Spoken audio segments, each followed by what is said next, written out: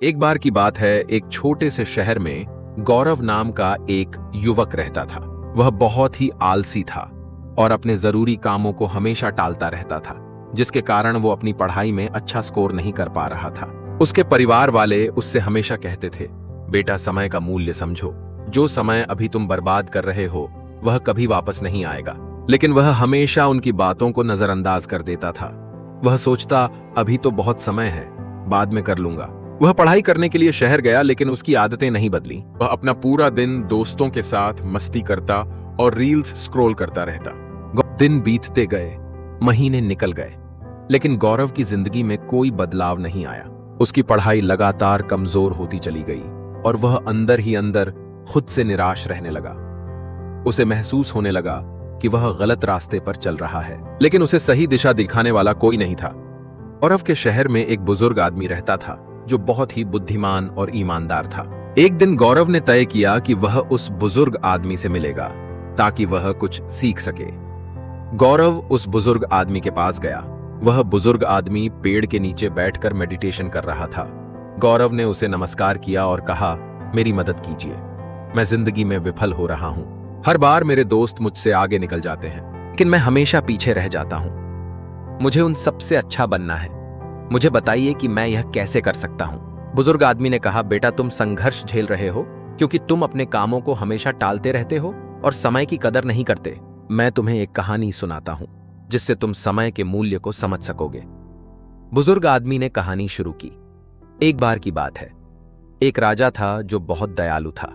वह अपनी जनता से बहुत प्यार करता था और उनकी मदद किया करता था। एक दिन उसे एक व्यक्ति मिला जो बहुत ही आलसी और गरीब था। के पास ना तो पैसे थे, ना ही नौकरी और ना ही इज्जत।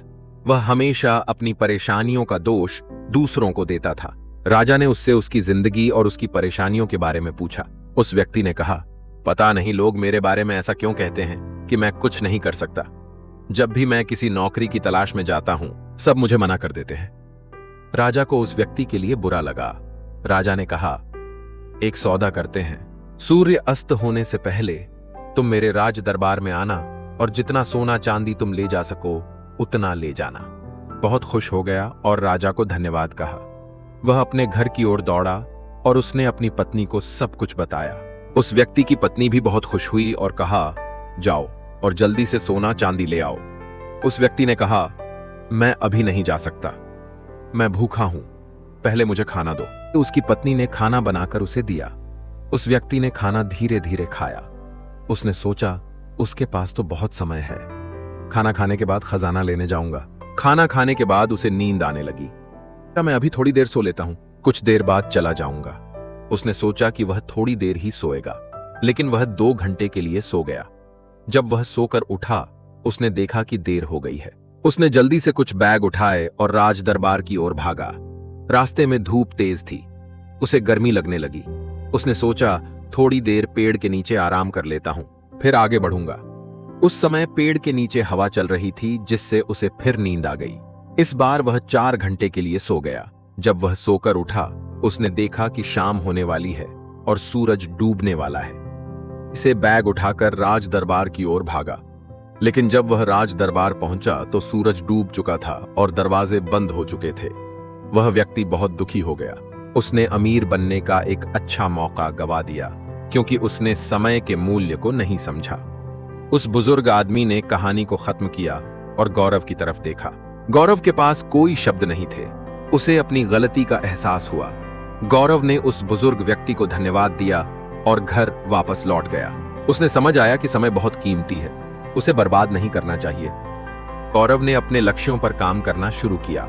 उसने अपनी काम टालने वाली आदत को छोड़ दिया और वह बहुत प्रोडक्टिव बन गया। कुछ ही दिनों बाद वह अपने सभी दोस्तों से आगे निकल गया और कॉलेज का सबसे होनहार बच्चा बना। इस कहानी से हमें यह सीख मिलती है कि समय सबसे मूल्यवान संपत्ति है। अगर हम इसे बेकार की चीजों में बर्बाद करेंगे तो हमारे पास पछताने के अलावा कुछ नहीं बचेगा। हर अवसर का सही समय पर लाभ उठाना चाहिए, क्योंकि खोया हुआ समय कभी वापस नहीं आता।